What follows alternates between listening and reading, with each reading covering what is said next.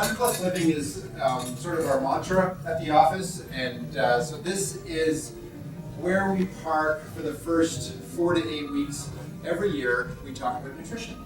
I've found that throwing nutrition talks in throughout the year can be really powerful for people, but January particularly is when people are a little bit more open and receptive, and they're already looking for some strategies that can help them maybe change how last year went. So is there anybody that wants to see 2015 turn out from a nutritional standpoint different than 2014? Anybody?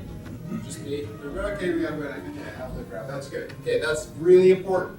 The other thing is, what I want to do is I want to highlight some of the resources. So I basically brought not all of the books, but kind of sort of the 3 or 4 main, well maybe there's 5 back there, main resources that a lot of this information came out of. Now, when we talk about nutrition hacks, basically there's strategies on how to trick your body to do what you really want it to do. And the other side of it is it's got to be solid scientifically. So if you want to dig a little deeper, just look at kind of those books back there. Probably the one that I would recommend the most. Again, with every nutrition book, you got to throw out the bones. And keep the meat. There's a lot of wacky stuff out there. I don't know if you've noticed that or not.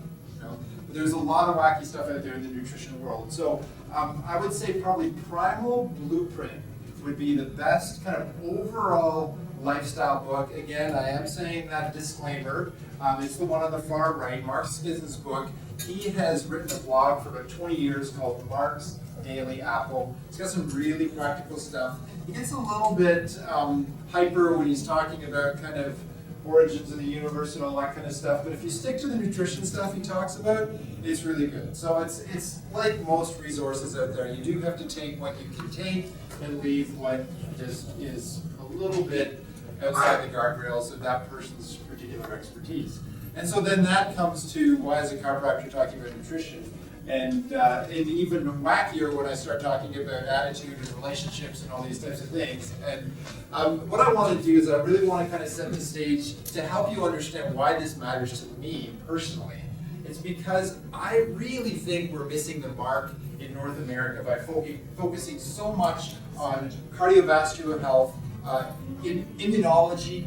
This is important stuff. Digestive health, that's important stuff. But what we're missing is neurology. We're not talking about what will feed a healthy nervous system. And over the last 5 or 6 years particularly, I'm really coming in for a landing on a lot of this stuff, realizing that if we could really start to wrap our arms around understanding what a healthy neurological nutrient strategy looks like, then that's also a really beneficial cardiovascular nutritional strategy. It's also exactly what your digestive system does well on, and it's also what boosts your immune system. Now that shouldn't come as any surprise because your brain, spinal cord, spinal nerves, the nerves are the master system. They control everything. So if we fuel those right, then the other systems should follow. At least that's the theory. And you'll find out tonight why that is, because basically my recommendations for 100+ living, so longevity research when it comes to nutrition and the things we put in our mouth. When we talk about gene research, so activating the healthy genes. You know, this you guys, I'm sure you've heard of this, right? How about you can turn on the healthy genes and you turn off the disease-causing genes, and there's this whole field called epigenetics, where it's talking about literally transforming your genes into turning on health and turning off things like cancer and diabetes and depression at a genetic level. Like, that's pretty cool stuff. And no, we haven't got that all figured out, but our nutrition plays a big role in that. And more importantly, what comes out of this cranium actually has influence over your genetic code. So your brain health, your brain function, has influence on your DNA transcription. That is wild stuff. And that's what I get excited about when we start to see themes across organ systems that will actually give us not only a healthier nerve system, but healthier digestion, healthier immunity, longer life, easier life. How many people would love to do nutrition easier? Yeah. I'm not saying easy, but easier. Okay? So let's jump right into this. So basically what you're going to get from me are 3 really effective hacks that allow you to cheat your body into behaving itself from a nutritional perspective. I know we're not supposed to use words like cheat when it comes to nutrition, right? Because that just assumes we're all going to go for ice cream after that. No. What we want to do is we want to train you how to learn how to stack the deck in your favor. So you beat the cravings, so you don't need to diet anymore. Wouldn't that be awesome? Yeah, and you're actually fueling your body so you're satisfied. And I'm going to share some of we call it biohacking. So some of the ways that I've been playing around with my own physiology just to make sure that this stuff is not just this great theory, but it actually works. So you ready to go? Good. Awesome. Okay. So what I'm going to try to do is I'm going to try to power through this as much as possible. So I'm going to kind of on you for a few minutes. Then what we're going to do is do some Q&A. All right? So that's the goal. All right. So before we get going, I have to start with the customary dorky video of every quality talk. The false advertising industry has been behind almost every major breakthrough in advertising. We invented subliminal advertising, the classic before and after. You can't put a price on that dream. The natural effect. I'd like to say that creating the natural label is an art. Yeah, but it's not. It's just not. Your product may contain growth hormones and antibiotics. Just throw that word natural on there. Maybe add a picture of a barn. By adding natural to your package, you increase purchase intent. And then people think you're just as healthy as organic. We pride ourselves on this kind of confusion. Your product may be very heavily processed, but what, a barn? It works every time. We have a standard application form that we send to companies to see if their product is a good candidate for the word natural. It's pretty simple. Do you wish your product were natural? Now, the beauty is there are literally hundreds of chemicals, persistent pesticides, and GMOs that the FDA does not object to when using the word natural. Oh no, looks like we have a reject. Oh, no, this is in the wrong bin. There are those who may question the effectiveness of the natural label. Believe me, we tested more truthful alternatives, right? Nobody wants to buy chips that are kind of natural. Yogurt with one thing natural. 10% natural salad dressing. Made with partially natural stuff. Not effective, but all the work that we did do wasn't a complete waste of time because we were able to come up with some very powerful modifiers. All natural. And his big brother, 100% natural. And now we're coming up with ways to make 100% natural a little better. We're taking it to a whole nother level. Scientists were recently able to take the genes from bug-killing bacteria and cross them with the genes of corn to make the corn pest-resistant. It's true, totally true. You can Google it. And also people are like, that is disgusting. How dare, what on, oh. They think it's a natural. Well, right now it's on the shelf, says 100% natural. So, but if you ask me, by genetically combining 2 organisms, that's 200% natural.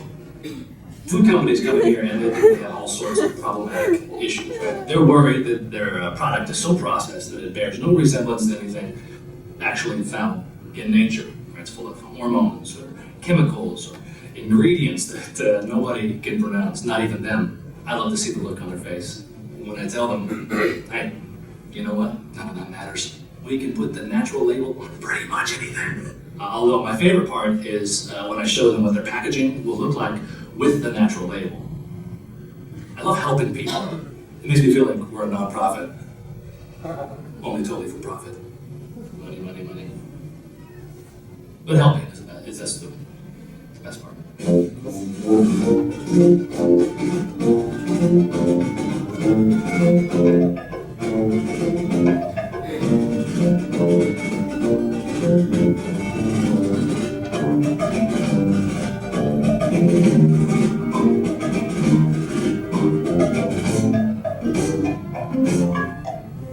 little concerned I might have got some bacteria on my finger. Can we get bacteria? Oh, is there a wash station for the bacteria, or is this? Nope. I'm sure it's fine. I eat it every day. All right, I think you get the point. All right. I thought that was funny. Kind of sad, but funny at the same time. So, all right. Yeah, so you really can't trust the labels, but hopefully it will make some more sense so you don't have to be caught in that. But anyway, so a couple of things right off the top here. It's really, really important when we make any significant life change. So when we're talking about nutrition, when we're talking about fitness, when we're just talking about any lifestyle change, we really need to make sure that we've got a couple of people in our lives. Number one, somebody with a bucket of water to douse any fear that we've got, because a lot of times lifestyle change can be fearful. Take it from me, I'm a chiropractor. A lot of times I've got to talk people down from the edge on just actually looking after their spine and nervous system, because they've heard stories that just are nutty, absolutely nutty. And unfortunately, some people have had some experiences that were absolutely nutty. And so we need to explain to them, okay, how do we do this properly? You know, so fear, unfortunately, is a big stumbling block for a lot of people. So it's really important to have people around you that can just say, you know what, it's worth pushing through. The other thing, somebody carrying a gasoline can.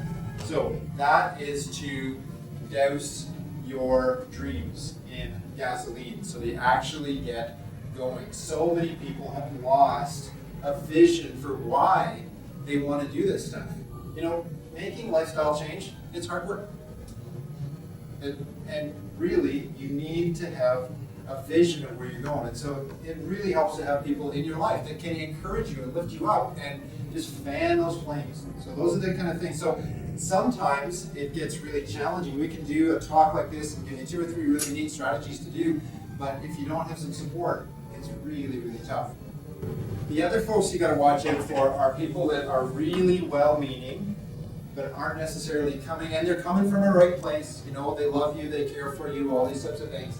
But you know what? Just because somebody gets excited about something or they feel they need to weigh in doesn't necessarily mean that it's scientific or solid. They might be really well-meaning, and it may have actually worked for them for a little period of time, but we're looking for strategies that are solid and scientific.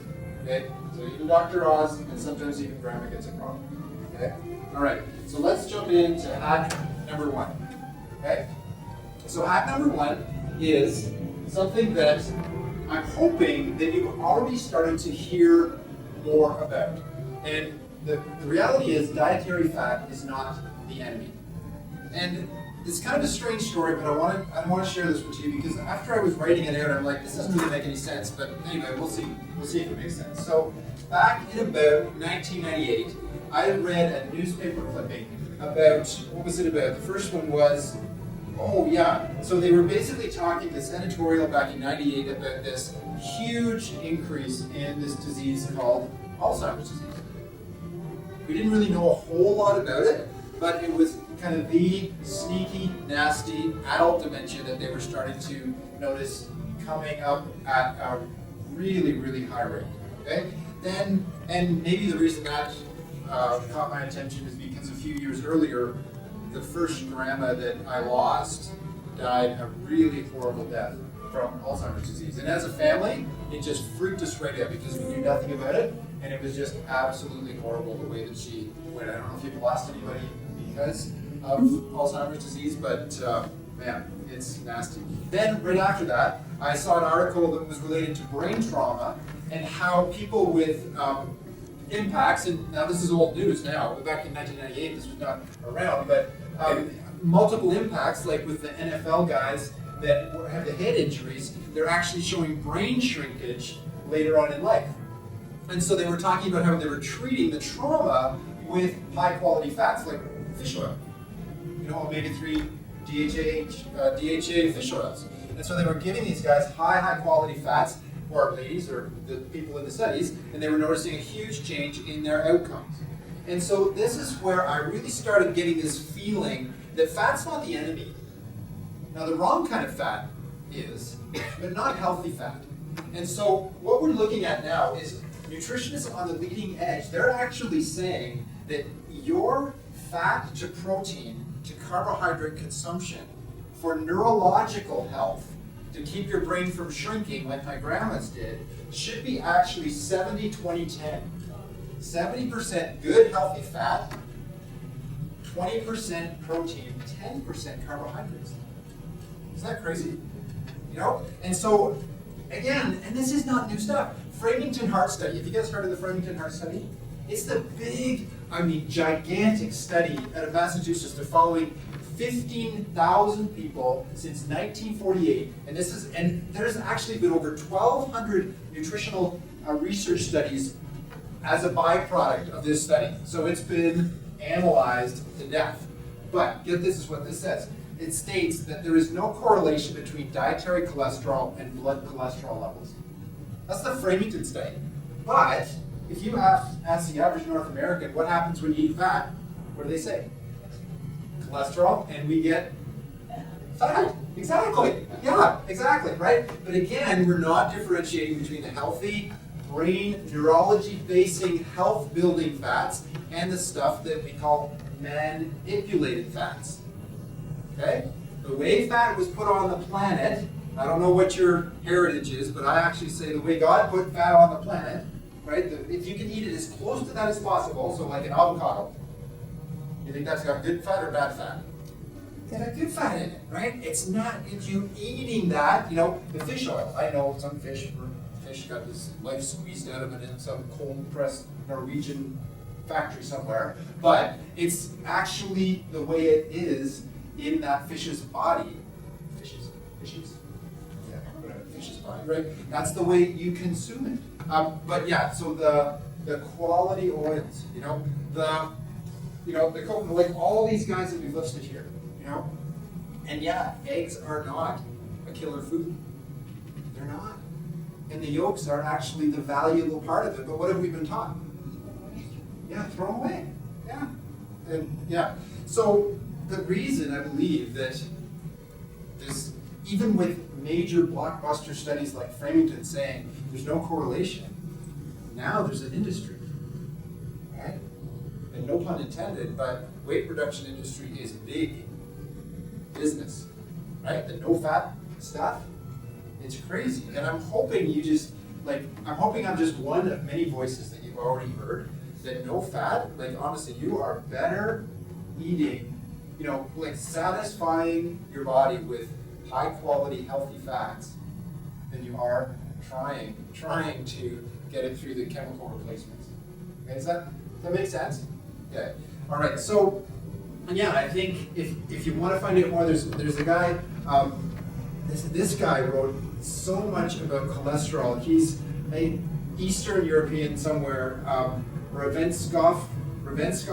He's an MD and a PhD. I don't have his book back there, but basically it's the myth of cholesterol. And he just breaks it down, and he shows how the biochemistry, if you don't have enough cholesterol in your body, and there's so many pathways, like coenzyme Q10, which is so healthy for your heart. It basically disappears. You can't manufacture that. Hormones. Cholesterol is the building block for hormones. So if there's testosterone issues, estrogen issues, it's a building block. And if we don't have it, and another guy I would really recommend, because this hit my family, Dwayne Graveline has written, he's still alive. He's an MD that was with the American Air Force, and he's written 4 books right now on what happened to him and his mental capacities, how he went sideways once he was put on statins. So what do statins do? They artificially lower your cholesterol levels. Now, I'm not standing up here saying, I'm not a medical doctor, so I'm not saying, go throw your statins. But the crazy thing is, fish oil is 1/3 more effective in actually dealing with cardiovascular death than statins. Isn't that crazy?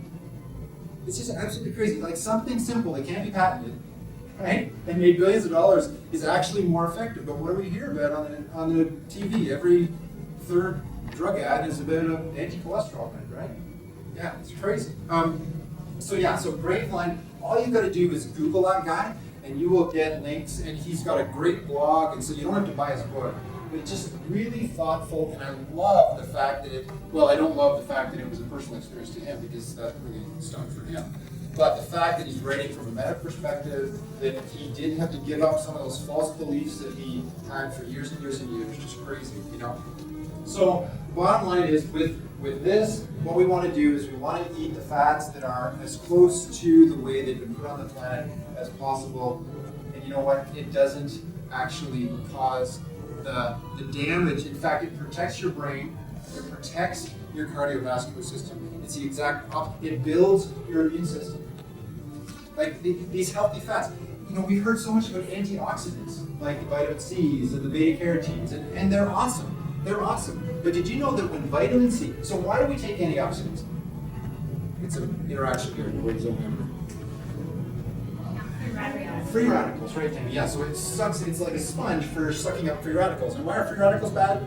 Because cancer. Yeah, nobody wants cancer, right? So what ends up happening is when vitamin C gives up an electron to deal with that free radical, it actually becomes a lesser potent, but still the same free radical. Healthy fats have an almost unlimited ability to donate electrons as an antioxidant and not become a free radical. Isn't that cool? And that's just one little benefit from healthy fats. And I'm not saying don't take your vitamin C. I'm not saying that, right? But I'm just saying that if you want a more powerful antioxidant, healthy fats are your tool.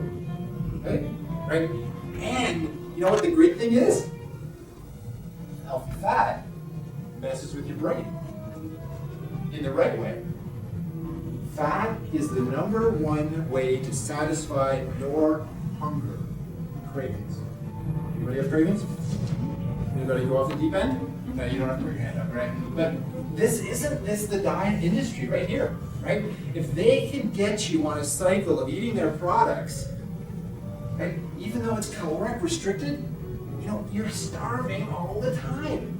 And you're grumpy, but anyway, that's a whole other thing. But the reality is, if you can find a way to hack your brain, hack your neurology through consuming enough adequate healthy fats, you've done it. Okay? And this is, I don't know if this is for, so I said I experimented on myself. I love this kind of stuff because you know what, if I give myself a migraine headache or whatever, it's my own fault. And obviously I'm not going to recommend that to people. If I do something crazy, take something too much, whatever, and have this blistering migraine headache, well, it's probably not a good thing to do. Okay? But I am the worst for not eating breakfast. And you can ask my wife, I'm the worst for not eating breakfast. Breakfast right on that one, breakfast is important. But I'm just using this as an example. Okay? So what I've done in the past is I'll get up, I usually get up about 5 o'clock in the morning, get ready get off to the office and all that kind of stuff, and I've got this box of energy bars, Laura bars, that's my kind of thing to keep me going through. The problem is with Laura bars, they're basically high carbohydrate, basically fruit-based, so way more carbs and way more insulin spike than I think is healthy, right? So anyway, so what I did was I was reading about coconut oil, so it's on the list. Coconut oil, right? And so what I've been doing is in the morning, I have like this massive teaspoon, it's probably more like 2 teaspoons of coconut oil. And I just Jan tried it the other day and she said, it's kind of like coconut fudge. And I said, well, if that's how you gotta go, if that's what you gotta go with your brain, then whatever it takes, right? So if the coconut fudge analogy works for you, they get it in your body, awesome, good for you. Doesn't work for me. So it's just one of those things that I just kind of just suck it down. It's way better than cod liver oil. Like any of you guys had a mom that, I had a mom that cod liver oil, tablespoon of cod liver oil, right? It's like, if that isn't reason to call CSA, I don't know what it is. But anyway, so anyway, I have this. I also have about 16 ounces I was always drinking water because the best time to get super hydrated is on an empty stomach. So if you have a glass of water first thing in the morning, it is like, right, it's awesome stuff, right? So so I have my glass of water and I have a triple espresso. That's how I start my morning. Woohoo! Yeah. Sometimes a quad. What's going on? It's triple right now. Okay? So then I keep drinking water throughout the morning. And since I switched to that about 3 months ago, my stash of Laura bars hardly touched them. So I will go all the way to lunch. And again, I'm not saying that this is, okay. There's some stuff in some of those books about intermittent fasting, which is kind of cool. That plays with leptin and all that kind of stuff. We're going to talk about that next. But bottom line is, I can actually go all the way to lunch. And I'm a chiropractor, so I'm adjusting people. It's fairly physical. It's not shoveling and doing all that kind of stuff, but it's fairly physical. So I can go all the way to lunch, sometimes get either a treadmill workout or a weight workout in before I actually have lunch, and I'm good. Like, it's crazy. Like, it's freaking me out how it took a little while though to train my brain, because what we're actually doing is your brain is burning fat instead of sugar, so you're actually going into a state of ketosis. So I'm sorry if you guys are you guys with me? You're still tracking with me? Okay, so burning fats, you're actually ketogenic. So you've probably heard of the ketogenic diet, but that's what the fats do, is your brain switches over, and it's really cool. So you're satisfied, you don't have the hunger. Now, I can't go till 2 o'clock in the afternoon, do a workout, and obviously I'm going to be starving Marvin by 2 o'clock in the afternoon. But that really has got me right out of any carbs in the morning, which is really cool. Now, if you're training heavy, you can't do that. So if you're going to do the Apple triathlon, you got to have carbohydrates. You got to have carbs. And we're not saying no to carbohydrates, because where do you get your carbohydrates from? Veggies, vegetables, right? And the great thing about vegetables is they are the most nutrient dense as far as minerals and vitamins and micronutrients. That's where you get all that great stuff. So we're not talking Atkins here, because that's wrong. Like, zero carbohydrates, that causes all sorts of problems, dryness, all sort of nasty stuff, right? But this is what we're talking about. Then for lunch, make sure you have a massive thing of vegetables, get lots of carbs in you, and you can do that. And if you can be strategic about your carbs, now I'm going way off, sorry guys, I'm totally off script here.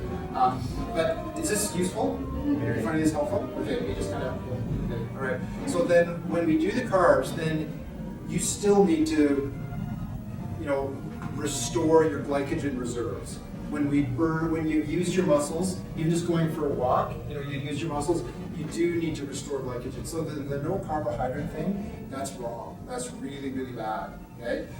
So anyway, so let's just keep on moving here. Now I don't know how many hacks I've already talked about.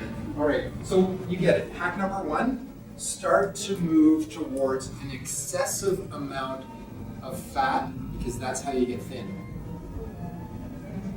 Is that a little contrary to what you've heard before? Yeah, it is. Okay. So, hack number 2. Again, brain. How do we hack your brain? Well, I've already talked this about a little bit, but there's 2 major hormones in your body that are all about fat. Do you guys know what those are? I mentioned one of them already. Insulin, yes.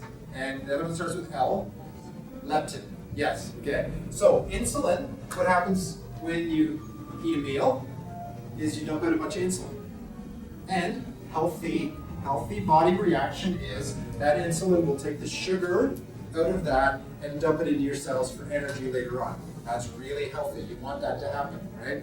Problem is, if you have too much carbohydrate, guess what? Those cell stores get maxed out, and instead of storing it as sugar, what does it store it as? Fat. And we're not talking about the healthy avocado fat here. We're talking about the butt-cheek fats, the stuff that people don't want to, that's what we want to get rid of, the storage fat, right? Now, if you're, anyway, I think none of us want that. Does anybody want more fat storage going on? Anybody? Okay, all right, good. We're in the right room then? Okay. Now, what we're talking about here with the brain is a little bit of food psychology. So there was a guy by the name of McLaren. What was his first name? Paul McLaren. He was a medical doctor, and he was the first guy back in the 50s to talk about how, instead of an anatomical approach to the brain, more a behavioral approach to the brain. So you may have heard some of this stuff already, because any of you that have been to my talks before I talk about this, the reptile brain, so that's that rudimentary brain.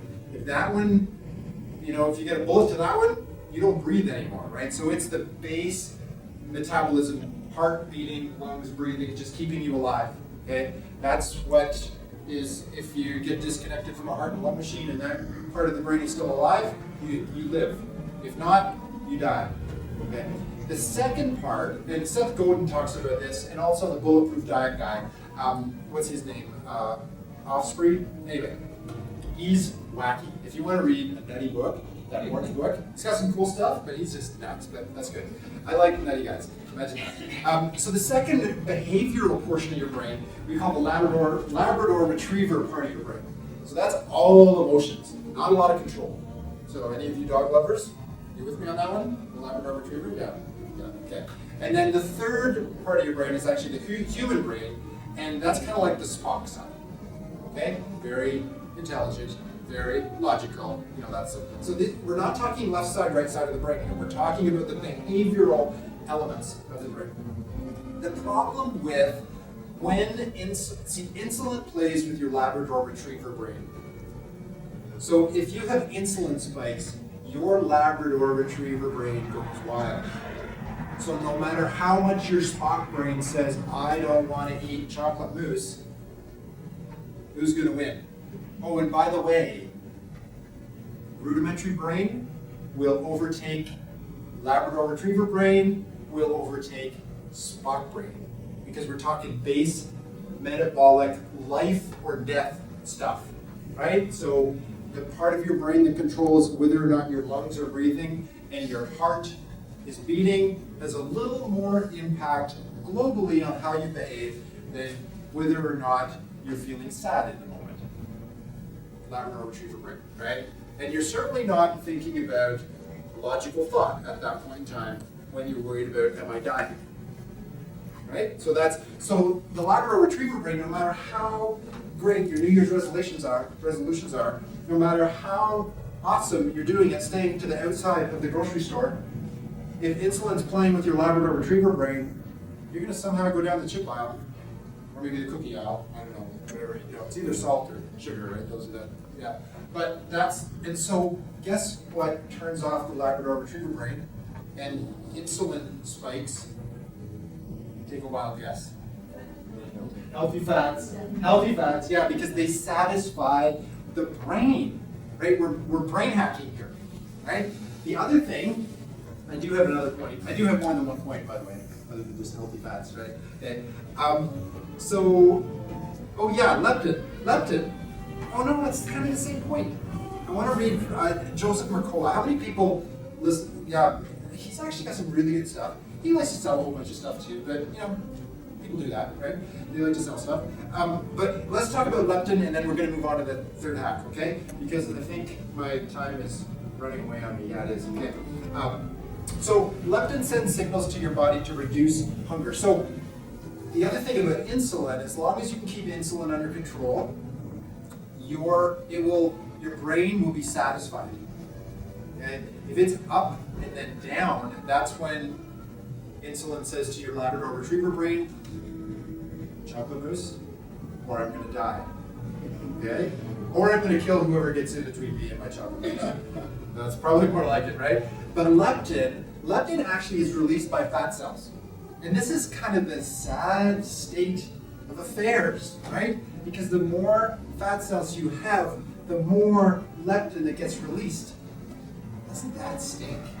Right? It's just so unfair, right? Because leptin, right, the more leptin that gets released, your brain gets resistant to it. Because the more, in a healthy range, so back, 1,000 years ago, after you killed your whatever, and ate, you'd store fat, and your body would say, okay, we don't need to go hunting again, right? But this is more like 10,000 years ago. But this is that other side of it where we're not like that anymore, right? We can just go to the fridge, and that's the problem, is that we just keep storing and storing and storing. The leptin goes up and up and up and up and up, and finally our brain just says, okay, enough with the noise. We're just going to ignore leptin, so we're just going to not stop eating anymore. We're just going to keep eating, and we're going to keep eating and keep eating. And then the food industry, guess what they've done? They've manipulated salt and sugar and fat to explode your brain. We have this series in the office where I do this little video every week, and a couple of weeks ago we sent out one on how sugar actually acts like heroin and cocaine. Same reward cascade cycle. Really freaky. Another movie that you probably should watch is Fed Up. It's on the iTunes store right now. It's all about the sugar industry. It's pretty wacky. It's just like crazy that this stuff is legal. Other than they just have so much money. I guess what's enough money to just make everything legal. Okay, what was I talking about? Leptin. Okay. So when your cells are communicating properly, they can hear this message. If you eat a diet that's high in grains, oh yeah, this is what we're talking about. Yeah, okay, sorry, I knew there was a second point to this hack. If you eat a diet that's high in grains, then leptin surges. When your body's exposed to too much leptin, it becomes resistant to it. When you become leptin resistant, your body can no longer hear the messages telling it to stop eating and burn fat. So it remains hungry and stores more fat. So that's right out of Mercola, right off his website, okay? Now, listen, this is Dr. J now. And you know what? This happens no matter how hard you work out or starve yourself. In fact, the harder you work out and the more you starve yourself, the worse it gets. So this catch-22. So hack number 2 is about working with your body rather than always being in opposition with it. So the second part of this hack number 2 with the brain is being absolutely relentless about getting the grains and the sugars out of your diet. One of the books back there is Brain Grain. And this guy he's like huge on like the no gluten world, right? So you guys have probably heard enough about no gluten. Have you heard that? Like gluten-free, gluten-free, gluten-free. Bottom line is, I don't even think we should be eating grains. The way that it manipulates our physiology is just the wrong food. And that's why 70, 20, 10, and where does most of the 10 of your carbohydrates come from? Vegetables, yeah. And see, this is really hard because what have we been messaged? Like, what's the food pyramid? Right? Whole grain. So again, what it's doing, this hack, is actually, if you can move away from the grains towards healthy, and yeah, meat for me, all this kind of stuff, I'm okay with that stuff. There are some people that have just kind of, the vegan lifestyle is more philosophical than it is scientific. I really don't have much to say about that. I don't understand that, not wanting to eat something with the face and all that kind of stuff. I grew up redneckville. My dad still has guns back in Ontario, and he can hardly wait to get them out to BC and kill some good BC organic meat. That's just what I grew up with. It was never like it. And I don't know. I don't mean to be offending folks, but honestly, like our family grew up like the best, quality meat for me was the moose and the venison and the meat that we got in the fall. It was amazing stuff. And even quality beef for me is kind of like, it's still better than not, but you know what I mean? It's what I grew up on, right? But anyway, if you've got any philosophical differing views on that, sorry, I didn't mean to offend, but some of the best meat out there is lean meat. But anyway, that wasn't a hack, that was just an extra one. So, okay, so what were we talking about? Yeah, brain biochemistry is the key to longevity nutrition. It's really cool. And the other thing with the grains, telomeres. How many people have done a little bit of reading in genetics? Anybody kind of dove into that a little bit? Okay, all right. Okay, this isn't going to get real complicated, but telomeres is like, honestly, if there's going to be an area where they figure out how we can live to be like 800, it's going to be in telomeres, because telomeres, you have these DNA strands, so you guys remember like grade 10, is it grade 10 science? Anyway, okay, whatever, high school science, right? So you get these two DNA strands, well at the end of each piece of DNA is a telomere. The longer your telomere, the longer you will live. And you know what hacks off telomere? Horrible lifestyle. If you eat horribly, if you don't exercise, even if you, like honestly, if you're pessimistic, your telomeres get shortened up. It's crazy, I believe I brought a book here. Yeah, The Immortality Edge. I don't recommend you get it because, I mean, it's unless you've got like a biochemistry degree or a genetics degree, because it's just like, I'm reading this and I've got a biomedical kind of background, advanced cellular biology, that was my undergrad. So, I'm thinking, man, this is heavy stuff, man. This is really heavy stuff. But if you want to plow through it, it's cool. It's just wild what they're doing with longevity research, and it's kind of like, you know those spas that were in those old James Bond movies? It's like the stories of those spas in Europe that are trying to make everybody 250 years old. It's crazy stuff. But carbs hack your telomeres to pieces. Isn't that crazy? Like carbs from grains, like the high starchy, all that stuff. Just nasty stuff. Anyway, okay, hack number 3. Okay, we're moving forward. Okay.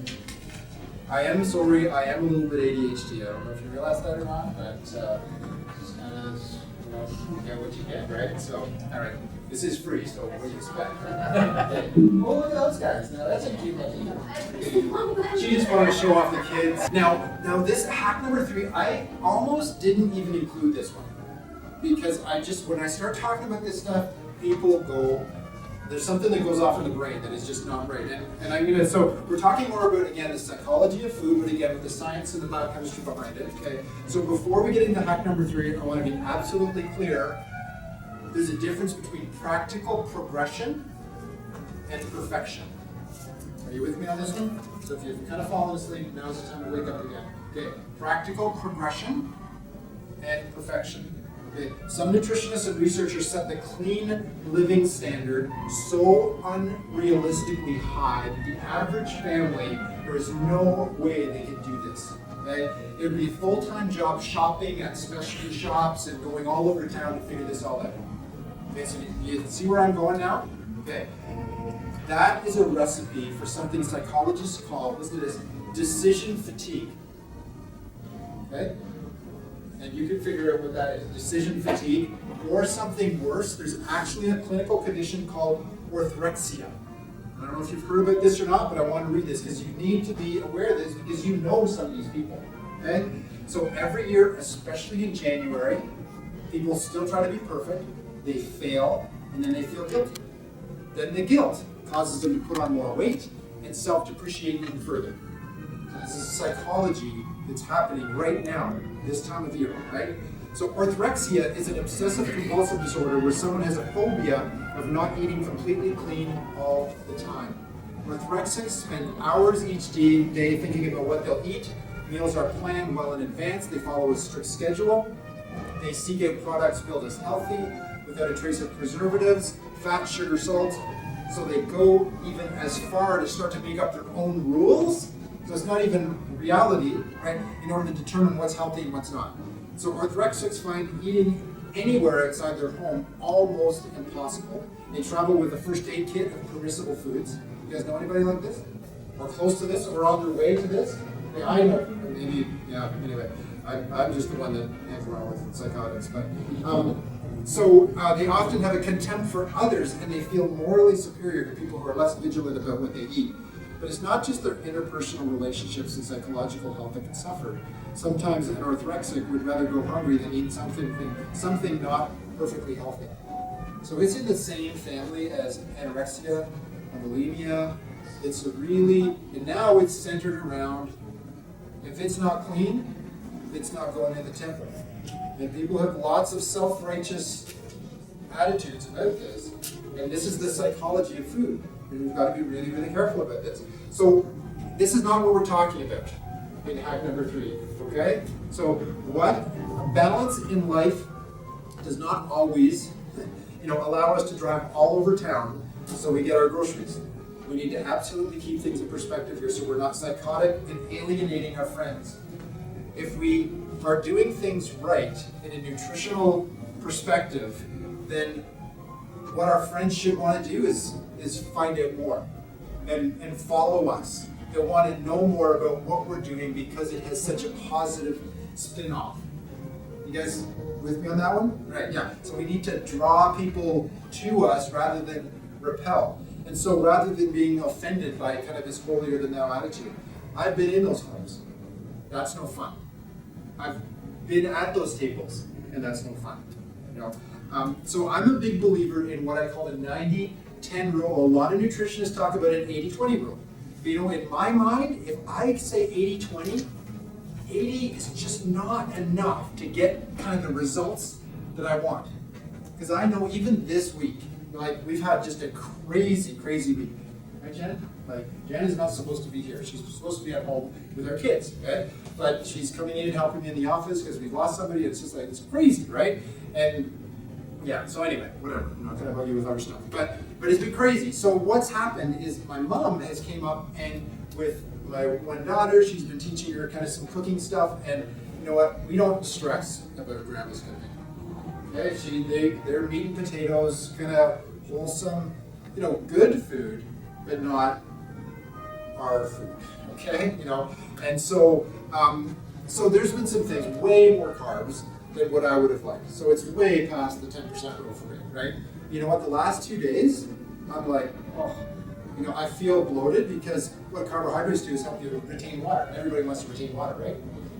Yeah, no, not in the healthy, hydrated way, just in the way, right? So, yeah, so that's reality, right? So you can't be perfect all the time. And if I was like crazy about this, I'd end up hurting my mom's feelings. And she's just trying to do her very best. And she is. We're thankful for her. You know, we've got a meal on the table. We're going to have a meal tonight when we get home because she went up and helped us with something.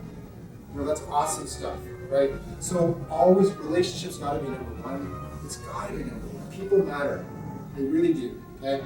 Do the rest of your life really well so that when you're with other people, so I'm at a buddy's house and I just have meat and veggies and skip on the potatoes. Well, that's at my 90%. You know, I don't have to give the waitress an evil eye if I'm away on a business trip, you know, and all they've got is starchy sides. So I can choose to eat that or not, but I don't have to give her the evil eye and go, oh, can I replace this? You know, be all that. You know, you can ask. You guys, you've been there, right? No, it's not a bad thing to ask, but you know when they're just not equipped. You know, you know that's just not going to happen, right? But it happens all the time, and you don't sweat it. Don't become psychotic about nutrition because then there's more damage to your system from, you know, hanging on than what you're trying to. You guys get me on that? Yeah, okay, I think I can move on, right?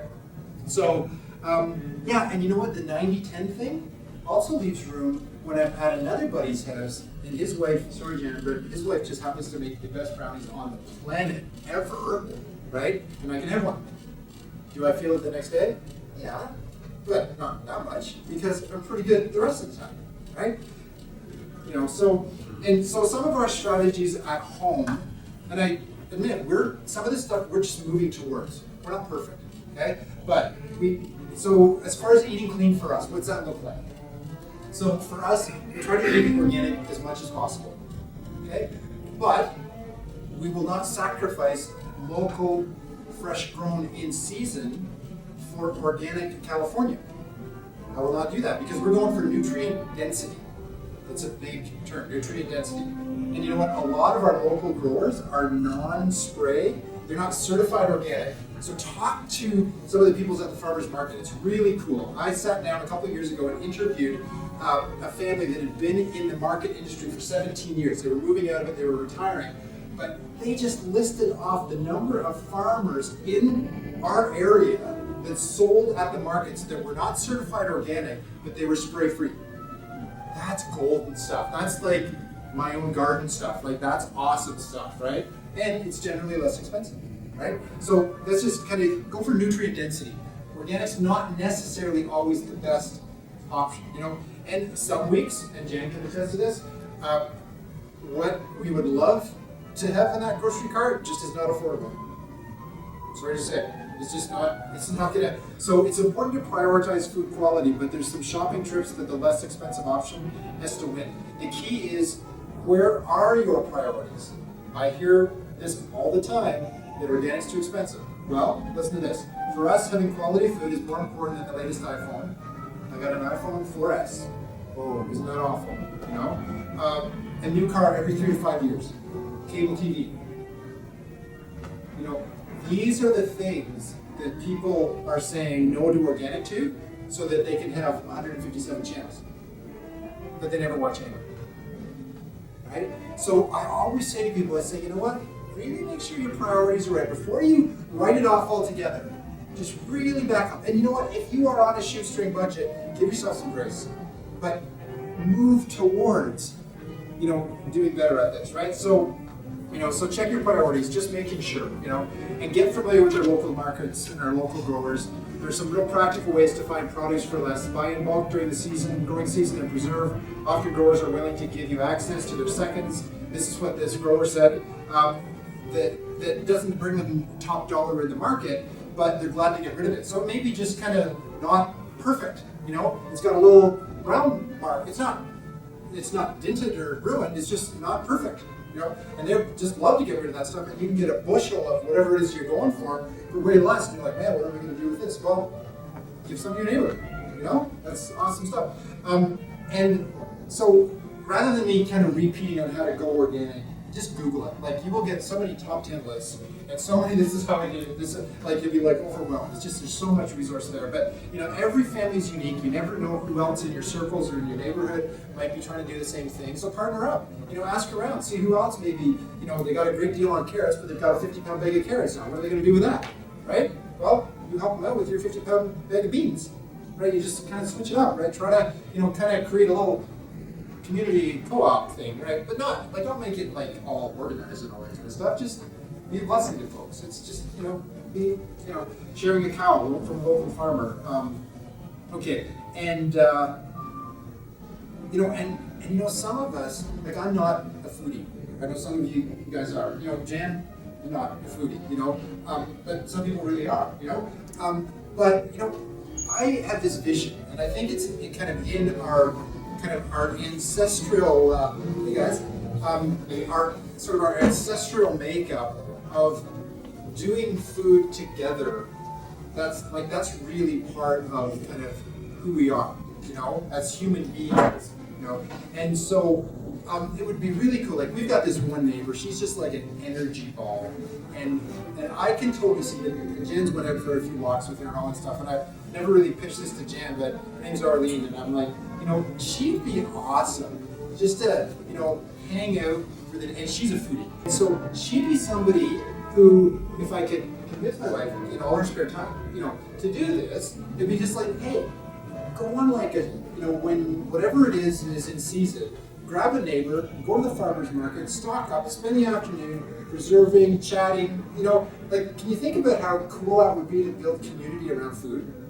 And it wouldn't even have to be about the food. It'd just be I just want to know this person better. I just like spending time with this person. And these are kind of the mind hacks that I need to do to do the right things, right? Is sometimes I have to do something, for a relationship, but hey, we get lots of these preserves as a benefit, whether it's 85 cans of blueberries or whatever it is, that'll be our smoothies for the next, 8 months, whatever that is. But sometimes you kind of have to trick yourself into going, no, you know what? Yeah, we're going to spend the day together prepping food, and that's really not my deal. But more importantly, I get to spend that afternoon getting to know my neighbor better. It's those little tricks like that that really help people accomplish multiple goals and build relationships. You can tell I'm big on relationship, right? That's kind of, to me, that's why we're on the planet. But anyway, so, and then the very, very last thing, I do promise this is the very last thing, and you guys have 2 minutes to ask questions. This whole trying to help your body not be so defensive. And so this is the other deal with going clean, is getting rid of the herbicides, the pesticides, the chemicals in the food that we eat, the air that we breathe, all this kind of stuff.